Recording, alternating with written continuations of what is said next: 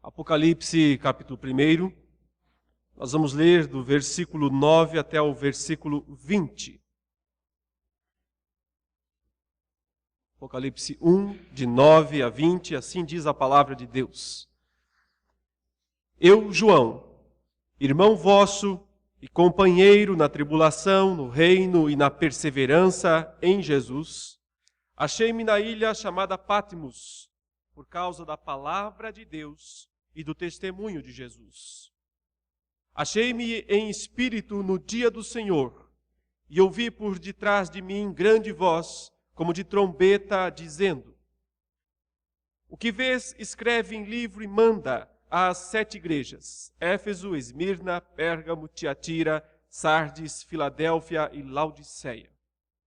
Voltei-me para ver quem falava comigo, e voltado vi 7 candeeiros de ouro, e no meio dos candeeiros um semelhante a filho de homem, com vestes talares e cingido à altura do peito com uma cinta de ouro. A sua cabeça e cabelos eram brancos como alva lã, como neve, os olhos como chama de fogo, os pés semelhantes ao bronze polido, como que refinado numa fornalha, a voz como voz de muitas águas. Tinha na mão direita 7 estrelas, e da boca saía-lhe uma afiada espada de 2 gumes. O seu rosto brilhava como o sol na sua força. Quando o vi, caí a seus pés como morto. Porém ele pôs sobre mim a mão direita, dizendo: Não temas, eu sou o primeiro e o último, e aquele que vive. Estive morto, mas eis que estou vivo pelos séculos dos séculos, e tenho as chaves da morte e do inferno. Escreve, pois, as coisas que viste, e as que são, e as que hão de acontecer depois destas. Quanto ao mistério das 7 estrelas que viste na minha mão direita, e aos 7 candeeiros de ouro, as 7 estrelas são os anjos das 7 igrejas, e os 7 candeeiros são as 7 igrejas. Assim nós completamos a leitura do primeiro capítulo, e hoje terminaremos a exposição deste capítulo inicial do livro do Apocalipse. Esta passagem que nós lemos descreve, revela a glória, o poder e a misericórdia do Senhor Jesus Cristo. É a primeira grande visão do livro, a grande visão apocalíptica do livro, em que João vê o Senhor Jesus glorificado. O Senhor Jesus, aquele que ele conheceu, mas que outrora, quando ele o conheceu, há mais de 60 anos, lembrando que João está tendo essa visão no finzinho do primeiro século, lá por volta do ano 96 do primeiro século, e Jesus Cristo morreu e ressuscitou por volta do ano 30 do primeiro século, então mais de 60 anos depois de João ter convivido com Cristo, ele o vê outra vez. Mas agora ele o vê de uma maneira muito diferente daquela que ele conheceu há mais de 60 anos, quando Jesus se revelou como um carpinteiro, um homem simples de Nazaré, que veio, que pregou em Jerusalém, que pregou em toda a Judéia, e que foi rejeitado pelos homens, embora tenha operado grandes sinais e grandes milagres, mas foi, digamos assim, durante todo o seu tempo, como que oculto, a sua majestade foi oculta dos homens. Em raras ocasiões, Jesus revelou um pouco da sua glória. Ele revelou, naquele momento da transfiguração, vocês se lembram, quando ele estava sobre o monte com Pedro, Tiago e João, e lá ele mostrou um pouquinho do seu esplendor, da sua glória. Mas na maior parte do tempo, Jesus Cristo foi visto mais como homem do que como que ele, de fato ele era e é, Deus. Aqui, João não vê aquele carpinteiro humilde, simples, mas vê o Cristo glorioso, que mostra seu poder, que mostra a sua glória, mas que mais uma vez também mostra a sua misericórdia. Veja que o versículo 9 começa com a identificação do próprio João como o autor. Ele diz, eu. É enfático, ele está dizendo, eu mesmo, eu, João. Não o outro. Essa revelação não é de segunda mão. Eu não estou escrevendo algo que me contaram. Eu mesmo, João, e sem nenhum outro designativo para o nome João, só pode dizer, então, fazer referência ao apóstolo João, o único que pode usar esse nome sem qualquer outro título, e sabemos de quem se trata. Eu, João, o apóstolo. Mas ele não se apresenta aqui como superior, como o grande líder da igreja, lembrando que ao escrever por volta do ano 96 do primeiro século, João é o último dos apóstolos, apenas ele, daquele grupo íntimo de Jesus, que depois foi também, ao qual foi incluído o apóstolo Paulo, e provavelmente também Barnabé. Somente ele está vivo de todo aquele colégio apostólico. Portanto, ele é o último dos apóstolos, é a maior autoridade cristã, a maior autoridade da igreja na terra. Mas ele não se apresenta dessa maneira como sendo o maior. Ao contrário, ele diz, eu, João, irmão vosso e companheiro. Duas palavras extraordinárias que mostram a realidade da igreja. A igreja é composta de irmãos, pessoas iguais, do mesmo nível, ninguém mais importante do que ninguém, ninguém superior a ninguém. Irmãos, mesmo o apóstolo, mesmo o último dos apóstolos, se apresenta assim, irmão vosso e companheiro. Outra palavra muito importante para a igreja. Companheiro quer dizer aquele que leva junto as cargas, aquele que compartilha das mesmas experiências. Irmão vosso e companheiro. Mas aí ele diz em que ele está sendo irmão e companheiro naquele momento. Em 3 situações que descrevem a vida cristã como um todo. Era a experiência dos primeiros cristãos lá no primeiro século. E continua sendo a experiência dos cristãos ao longo da história e nos dias atuais. Irmão vosso e companheiro na tribulação, no reino e na perseverança em Jesus. Essas 3 expressões, tribulação, reino e perseverança, resumem muito bem o que é a vida cristã. Todos quantos querem viver piedosamente, disse o apóstolo Paulo, sofrerão perseguições. Tribulação significa isso, significa provas, grandes lutas, grandes dificuldades. É a primeira realidade do cristão. Ele sempre vai enfrentar na sua vida grandes lutas, grandes dificuldades, por causa da sua fé. Por causa de Jesus Cristo. Porque o próprio Cristo disse, o mundo odeia vocês, meus discípulos, porque em primeiro lugar me odiou a mim.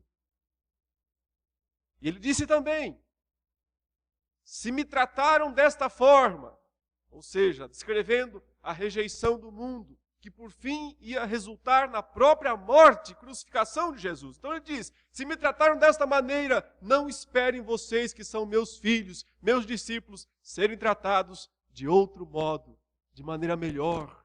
Não se enganem, não se iludam. A realidade do cristianismo é uma realidade de lutas, de tribulações, porque nós temos grandes inimigos, inimigos externos e inimigos internos, no sentido de que, além do mundo, além do dragão, de Satanás, que é o grande inimigo que vai ser revelado aqui no livro do Apocalipse, também nós temos inimigos internos, os pecados que nos assediam e que o tempo todo tentam nos conduzir a uma vida de distanciamento da graça, de distanciamento de Deus. Por isso, a vida cristã é caracterizada por tribulação.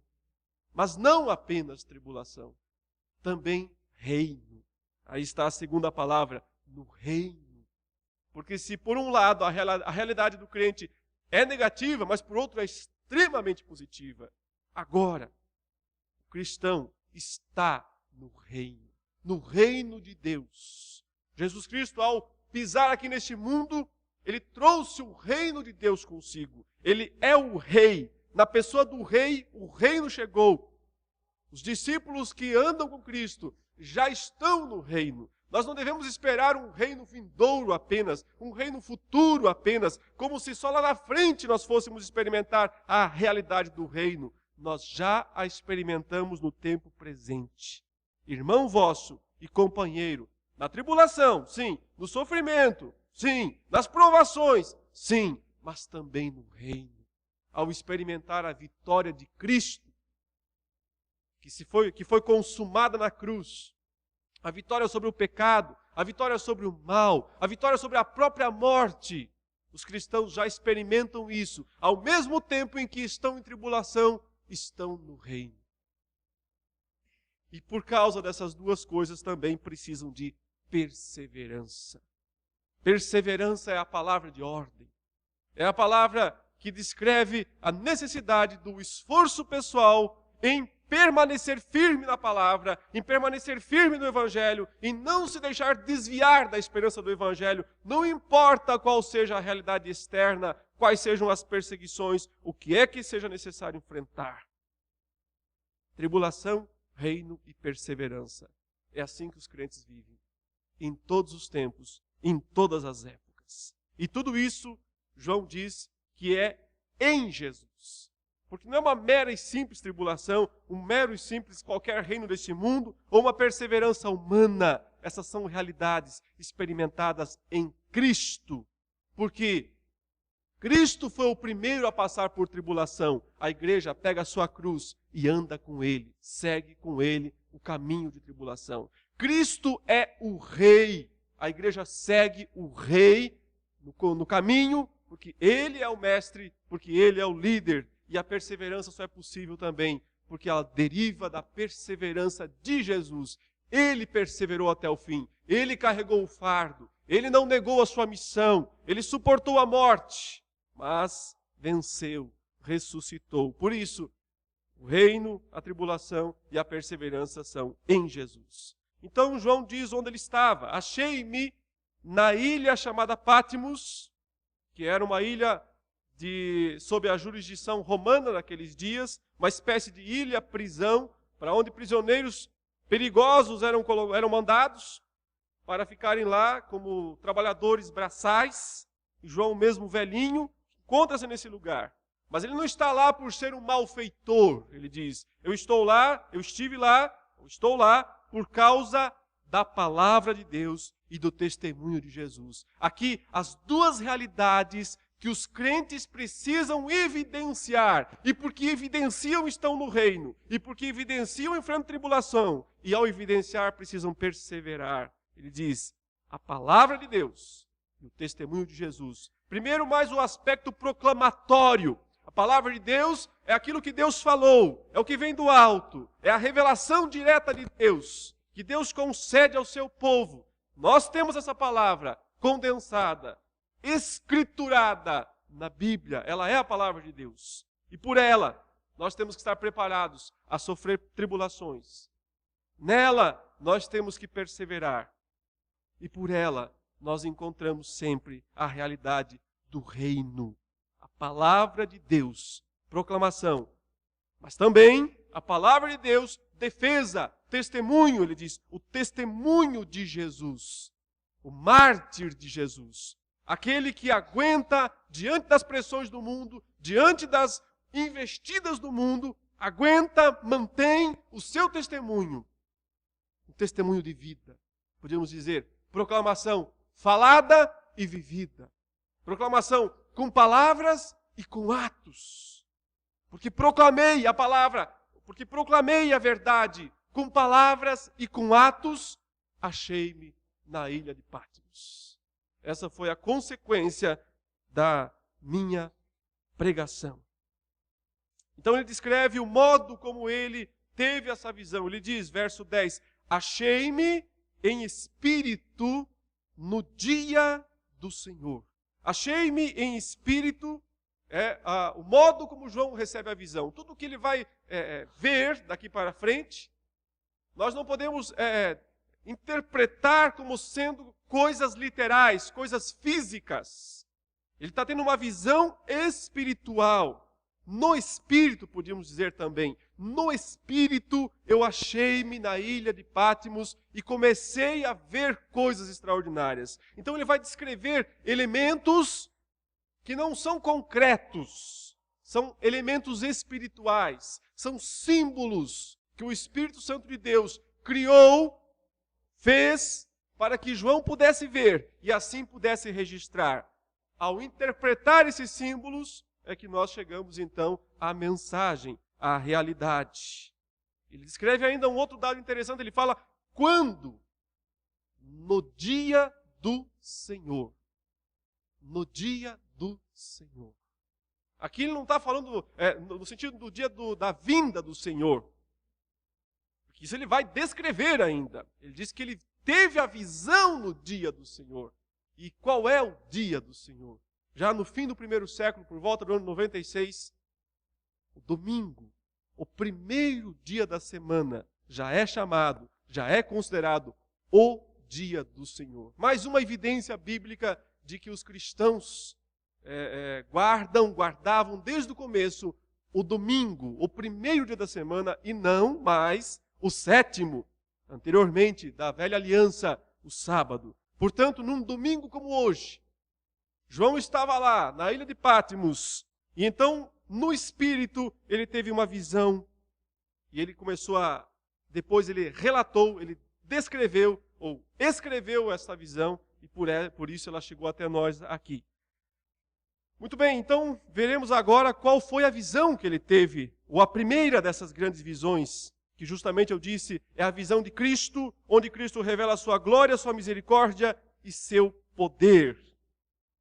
Disse, ouvi por detrás de mim, grande voz como de trombeta, uma voz assustadora, uma trombeta alta, forte, dizendo, o que vês, ou seja, o que você vai enxergar daqui para frente, escreve, registra isso num livro e envia para as 7 igrejas. Então ele descreve o nome das 7 igrejas, Éfeso, Esmirna, Pérgamo, Tiatira, Sardes, Filadélfia e Laodiceia. 7 igrejas literais, 7 igrejas físicas, elas existiam lá nessas 7 cidades da Ásia Menor. Quando falarmos mais sobre elas no capítulo 2 e 3, nós vamos voltar a dar detalhes.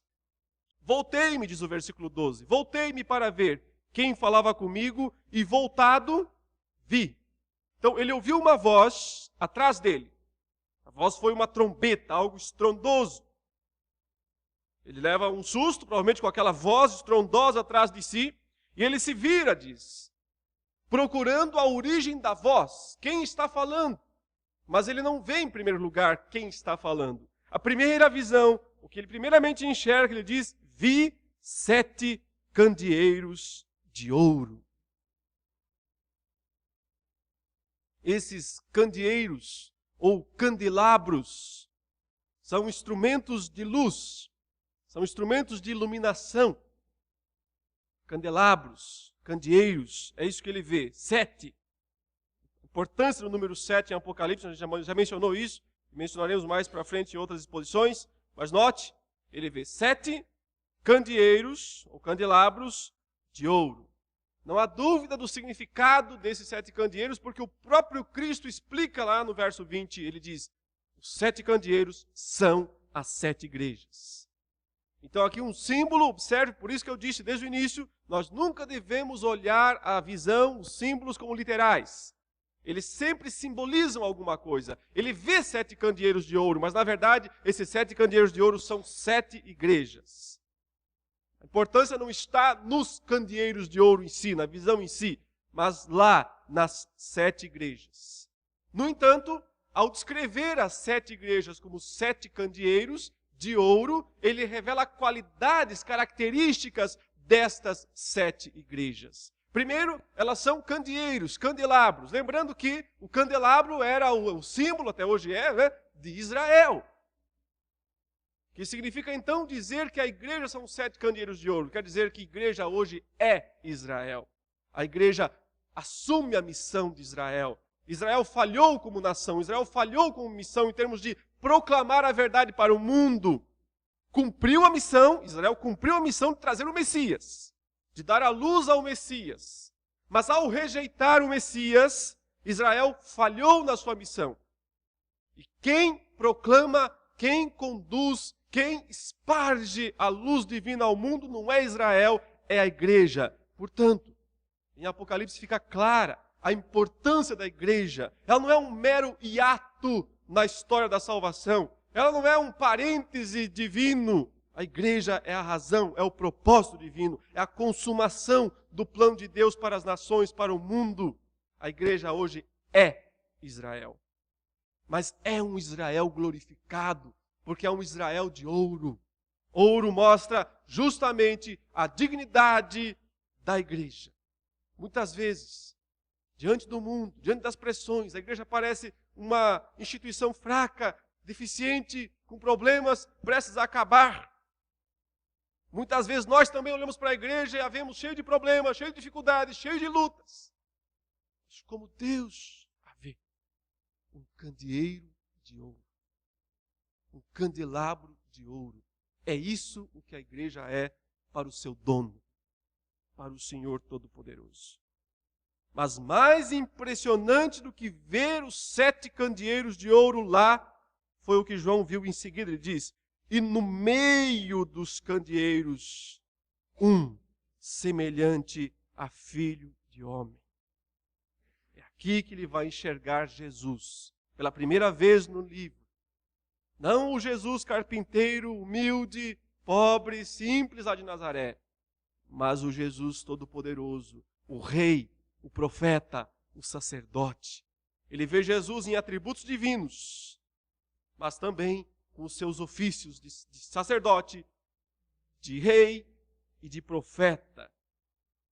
Mas antes de tudo, ele diz que Jesus, esse que ele vai descrever em seguida, está no meio dos candeeiros. 7 igrejas, onde está Jesus? No meio das 7 igrejas. Ele não está em algum lugar lá no céu, distante, atrás de uma escrivaninha, escrevendo decretos. Ele está no meio da sua igreja, presente. Essa é a grande força da primeira cena. E por isso que ele vai, nas 7 cartas às 7 igrejas, dizer o seguinte, sempre o quê? Conheço você, conheço as tuas obras, sei muito bem o que se passa no seu meio. Jesus Cristo não tem informações de segunda mão do que acontece conosco, porque Ele está presente, Ele está no meio dos 7 candeeiros de ouro. Isso tem um lado positivo e um lado negativo. O positivo, obviamente, é Ele sabe o nosso sofrimento, Ele sabe a nossa estrutura, Ele conhece as nossas lutas, nossas dificuldades, Ele está sempre pronto a nos amparar. O lado não tão bom é que Ele também sabe dos nossos pecados, das nossas fraquezas, das nossas omissões e de tudo o que nós fazemos. Ele está presente. Cristo está no meio da sua igreja. Mas que Cristo está presente no meio da sua igreja? O Cristo glorioso. Veja a descrição, ele diz, semelhante a filho de homem, primeira descrição. Isso vem do livro de Daniel, que descreve o Messias vindo glorioso como um semelhante ao filho do homem. É uma expressão que denota, ao mesmo tempo, a humanidade e a divindade de Jesus. Que mostra que ele é o Messias, não um Messias político, não um libertador político, mas ele é o Messias todo-poderoso, que vem para reinar sobre toda a criação. Diz que ele tem vestes talares, diz aí, com vestes talares e cingido à altura do peito com uma cinta de ouro. A veste é muito nobre, é muito impressionante e provavelmente uma reminiscência das vestes do sumo sacerdote, do grande sacerdote de Israel. Porque a grande função de Jesus atualmente no céu, uma das grandes funções dele atuais, é justamente ser o nosso sacerdote, aquele que intercede diante de Deus por nós. Revelando então essa qualidade de Jesus. Ele, pelo sangue dele, que ele próprio derramou, agora ele faz intercessão pelo seu povo. A sua cabeça e cabelos eram brancos como alva lã, como neve. Então, os cabelos brancos também uma reminiscência do ancião de dias lá do livro de Daniel. É uma mostra da eternidade, tanto da divindade de Cristo, do seu poder como rei, mas da sua eternidade. A ideia é, ele não tem idade definida, ele vive para sempre. A próxima característica que nós encontramos, ele diz, olhos como chama de fogo. Olhos como chama de fogo. Os olhos servem para ver. Dizer que os olhos dele são chama de fogo quer dizer, são olhos perscrutadores. São olhos que enxergam, que veem todas as coisas Quando ele se descreve às igrejas como aquele que tem os olhos como chama de fogo, ele diz, eu vejo o que acontece com você. É justamente sua onisciência.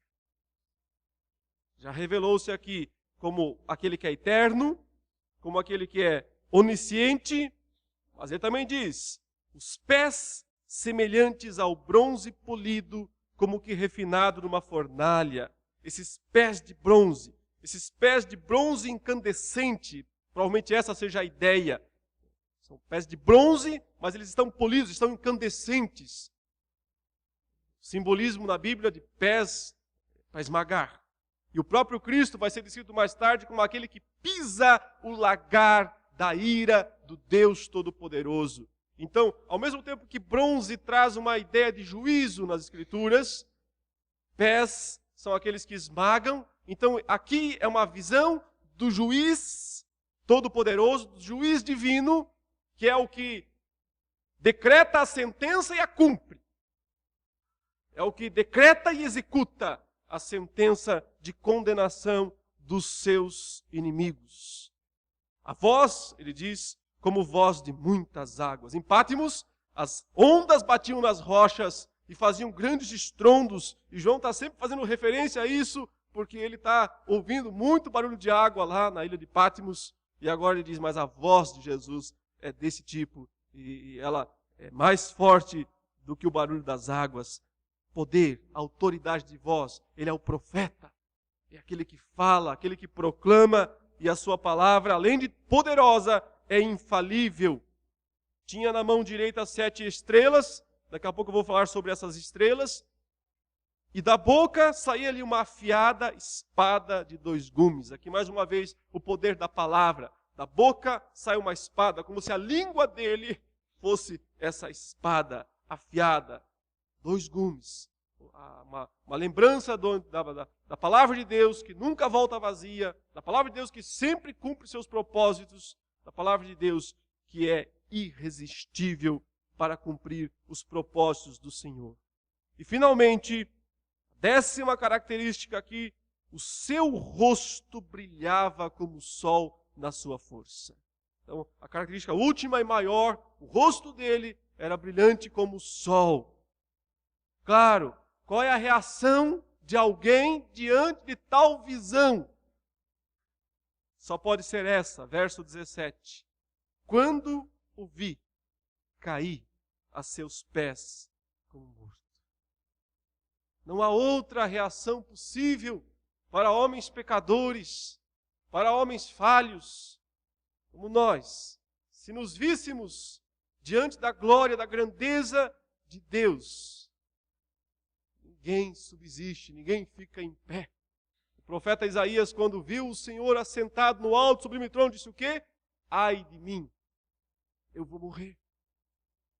Daniel, quando teve a visão também do Senhor, o que ele fez? Também caiu, também desmaiou. E aqui está João comprovando isso, né? O apóstolo Paulo, quando teve a visão de Jesus no caminho de Damasco, ficou cego, também caiu. A despeito de muitos querem ter um relacionamento com Deus de igual para igual, e de tratar Jesus, às vezes, até com termos meio pejorativos, meu Jesusinho, ou coisas parecidas. Nós temos que sempre lembrar, em princípio, a grande diferença que há de Deus para o homem. Do poder, da grandeza de Deus em relação à nossa fraqueza, fragilidade. Quando o vi, caí a seus pés como morto. Não há outra reação possível para pecadores diante da glória de Deus a não ser tremer. Não há outra reação possível a não ser essa. Mas eu disse que esse texto revela a glória, o poder e o que mais? A misericórdia. A misericórdia desse Deus. Que veja a sequência. Quando João cai diante da glória, diante da grandeza, do poder de Cristo, o verso continua no 17 dizendo, porém ele toma a iniciativa, Cristo, porém ele, pôs sobre mim a mão direita, dizendo: não temas. Eu sou o primeiro e o último. E aquele que vive. Estive morto, mas eis que estou vivo pelos séculos dos séculos. Isso é uma ilustração de como funciona o próprio Evangelho. Primeiro, nós temos uma visão de Deus pela lei, que mostra a glória, o poder, a soberania de Deus. Diante desta visão, não há outra reação possível a não ser tremer, a não ser cair, a não ser reconhecer a insignificância, a não ser reconhecer o quanto nós somos indignos de estar na presença de Deus. E então, e só quando isso acontece, vem essa mão bondosa, misericordiosa, não mais para nos esmagar, não mais para nos destruir, não mais para nos bater como se fosse uma mosca, mas vem essa mão misericordiosa, bondosa, dizendo: não precisa mais temer. Não precisa mais temer. Não temas.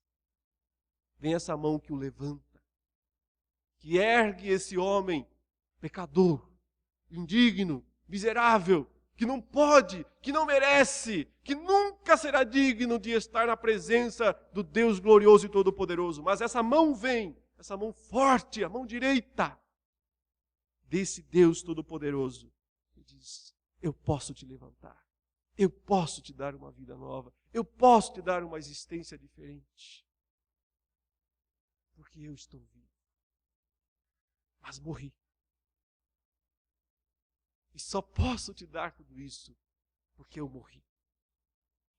O Evangelho que revela a importância do sacrifício de Cristo pelos pecadores. Eu morri por você. Ele morreu pelos 7 candeeiros de ouro, pela sua igreja, por João.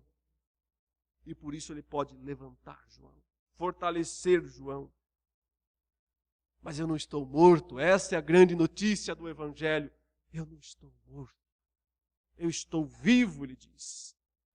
Eu sou aquele que vive. Estive morto, mas eis que estou vivo pelos séculos dos séculos. E tenho. E aí vem a grande declaração da soberania, do poder do Cristo exaltado, após a sua morte, após a sua ressurreição, após a sua ascensão. Tenho as chaves da morte e do inferno. Quem manda, quem governa, quem abre, quem fecha, que é o sinônimo de chave, não é? Quem abre, quem fecha, a morte e o inferno sou eu. Não é Satanás, não é o dragão, não são os demônios, não é Roma, não são os perseguidores. Quem abre, quem fecha, quem faz acontecer ou quem acaba, quem inicia e quem termina, todas as coisas é Jesus Cristo, que esteve morto, mas agora está vivo pelos séculos dos séculos. E esse Jesus, então, comissiona mais uma vez João. Ele diz, verso 19, escreve, João, escreve, pois, as coisas que viste, e as que são e as que hão de acontecer depois destas. Portanto, sobre o que trata o Apocalipse? Qual é o assunto? Qual é a matéria do Apocalipse? Futuro, passado, presente? O que ele trata?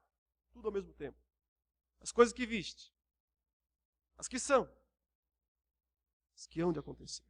O passado, o presente, o futuro. De João. Lá nos dias de João, lá no primeiro século. O Apocalipse fala do quê? Do que já havia acontecido antes dos dias de João. Do que estava acontecendo nos dias de João. E do que ainda aconteceria depois. Portanto, nós temos que ler o Apocalipse e encontrar aqui profecias e cumprimentos do passado. E talvez boa parte, portanto, do passado mesmo, porque nós já estamos muitos anos à frente de João. Mas também muitas coisas ainda não aconteceram. Por exemplo, Jesus não voltou ainda. Então também há coisas futuras que o Apocalipse tem a nos revelar.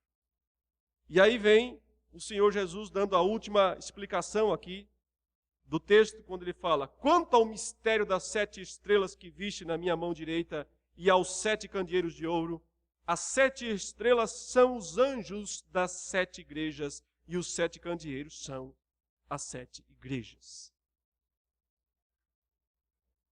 Já falamos sobre as 7 igrejas, ele apenas revelou isso de uma forma contundente. De fato, as 7 igrejas são os 7 candeeiros, mas a outra parte difícil da passagem é justamente essa explicação de que aquelas 7 estrelas que Cristo tinha na sua mão direita, ele diz, são os 7 anjos das 7 igrejas.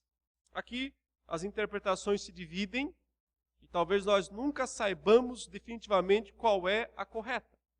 Por isso vale a pena mencionar as duas principais. Uma interpretação possível e que tem sido seguida bastante é a ideia de que os 7 anjos são os 7 pastores das 7 igrejas. Não é comum chamar pastor de anjo, né, na Bíblia. Não é comum. Anjo significa um mensageiro. Então, nesse sentido, poderia ser aplicado o termo ao pastor. Ele também é, lá na frente da igreja, o mensageiro desta igreja, aquele que está trazendo a mensagem de Deus para a igreja. Porém, não é tão comum, ou não há em outra passagem, né, na Escritura, a aplicação explícita, direta da palavra anjo para pastor. Mas é possível, então, que esse seja o significado do texto. Então, os pastores daquelas 7 igrejas são os recebedores da carta. Eles iriam receber e os responsáveis, provavelmente, por ler a carta, ler o livro perante a igreja. É uma interpretação possível.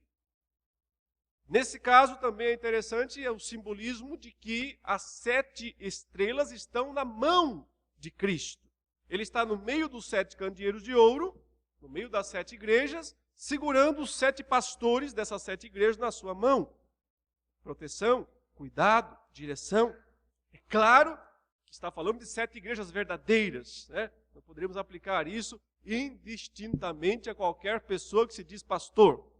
Mas 7 pastores aqui das 7 igrejas que de fato eram investidos com esta autoridade.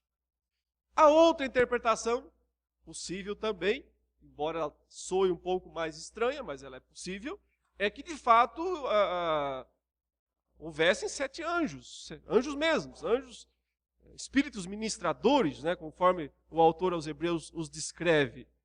Poderiam ser 7 anjos, e esses anjos, então, seriam uma espécie de protetores dessas igrejas individualmente falando.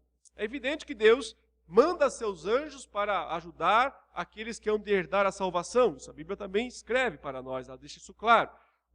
Embora nós não acreditemos naquela ideia de anjo da guarda, como se cada pessoa tivesse, né, um anjo da guarda, isso não há base bíblica para defender, mas não é impossível que Deus designe anjos para ajudarem congregações locais nas suas lutas, nas suas dificuldades diante do mundo. Isso não é uma coisa impossível, nem deveria soar absurda, né?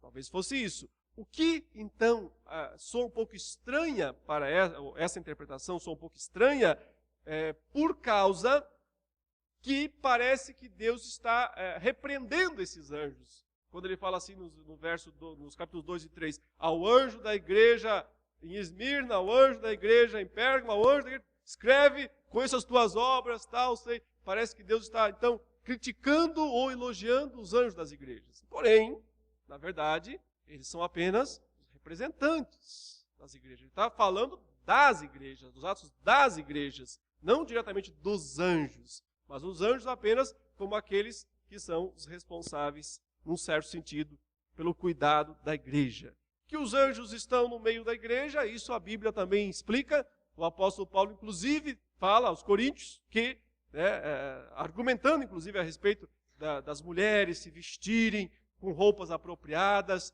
não promíscuas, não de alguma maneira sensual, ele fala por causa dos anjos. É uma expressão que ele utiliza, mostrando a presença dos anjos no culto, a presença dos anjos no meio da sua igreja, e naquele caso lá, na carta de Paulo aos Coríntios, significaria que roupas impróprias usadas pelas mulheres ofenderiam os anjos, a santidade deles, por eles estarem presentes na igreja. Portanto, não é impossível a interpretação de que as 7 estrelas sejam, de fato, 7 anjos, cada anjo sendo um representante aí para cuidar, ajudar aquela igreja. Não há com isso qualquer ideia de, devemos então agora orar ao anjo ou falar com o anjo, porque o anjo só recebe ordens de Deus. O que Deus mandar acontece, o que Deus não mandar não acontece. Essa figura ou essa explicação já vem do próprio livro de Daniel, quando lá também alguns anjos são descritos como senhores de certas regiões. Por exemplo, ele fala do príncipe da Pérsia e do príncipe da Grécia, que barraram o caminho de Gabriel, do anjo Gabriel, quando ele veio do céu para trazer uma mensagem para Daniel. Em resposta à oração de Daniel, Deus mandou o anjo Gabriel para trazer a resposta. E no meio do caminho, o príncipe da Grécia e o príncipe da Pérsia barraram o caminho de Gabriel, não deixaram Gabriel passar. Quer dizer, homens não poderiam segurar um anjo. Né? Evidentemente que esses príncipes da Pérsia e príncipe da Grécia são entidades espirituais, anjos provavelmente, porém anjos malignos. E eles então barraram Gabriel, e foi necessário, segundo o livro de Daniel, que viesse outro anjo do céu, aí o mais forte de todos os anjos, Miguel, o arcanjo, que vai aparecer também em Apocalipse. Então vem Miguel, o capitão, o chefe, o general dos anjos bons, celestes, e dá ali expulsa aqueles 2 príncipes da Grécia e da Pérsia e possibilita que o Gabriel passe. Então, Miguel é chamado de o protetor de Israel no Antigo Testamento. E se as igrejas agora são 7 candeeiros, elas são pequenos Israéis, todas elas são Israel, não haveria por que não haver também Deus designar anjos para cuidar dessas igrejas. São as 2 interpretações possíveis, né? Ou que sejam pastores, os pastores das igrejas, ou que sejam anjos literais. É difícil fechar essa interpretação, mas de qualquer maneira nós sabemos que Deus está cuidando da sua igreja, porque as 7 estrelas estão na mão dele. Então quem manda, quem governa, quem controla, quem administra a igreja é Jesus Cristo, o Jesus glorioso. Finalizando, meus irmãos, portanto, aprendemos com essa grande primeira visão do livro que Jesus está no meio dos 7 candeeiros de ouro. Ele enxerga todas as coisas, ele vê todas as coisas, para o bem e para o mal. Isso nos leva a sempre pensar em como está a nossa vida, como estão nossas posturas, que estágio nós estamos na nossa fé. Lembremos também que sua glória pessoal é insuportável para os homens. Porém, ele, por sua misericórdia, nos levanta. Não temas, eu sou o primeiro, eu sou o último. Seus atos de misericórdia levantam e sustentam o pecador. Lembremos também que ele veio para revelar o passado, o presente e o futuro, não só o futuro no Apocalipse. O passado, o presente são muito importantes. E lembremos que ele é o Senhor e o mantenedor. Mas a palavra mantenedor vem de mão, né? Mantenedor, aquele que tem sua igreja na sua mão. Ele é o Senhor e o mantenedor das 7 igrejas. Vamos orar. Levar nossas frontes. Já nos preparando também para a ceia do Senhor. Santo e eterno Deus, Senhor Todo-Poderoso, diante da Tua grandeza, do Teu esplendor, nós, pecadores, trememos, porque nos reconhecemos indignos, miseráveis, diante da Tua suprema potestade, ó Deus. Mas, quão belo é o Evangelho, que mostra que nós, pecadores, podemos ser aceitos por um Deus tão grandioso, não por mérito nosso, mas por iniciativa do Senhor mesmo, do Senhor que enviou o único Filho, Jesus Cristo, que veio para viver, que esteve morto, mas vive e reina pelos séculos dos séculos.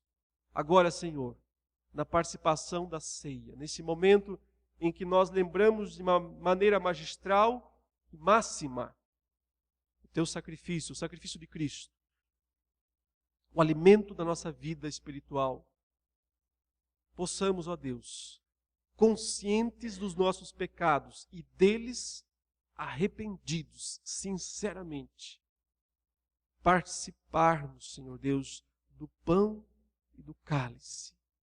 E deste modo, além de proclamarmos, testemunharmos, sermos abençoados pelo Senhor. Em nome de Jesus. Amém.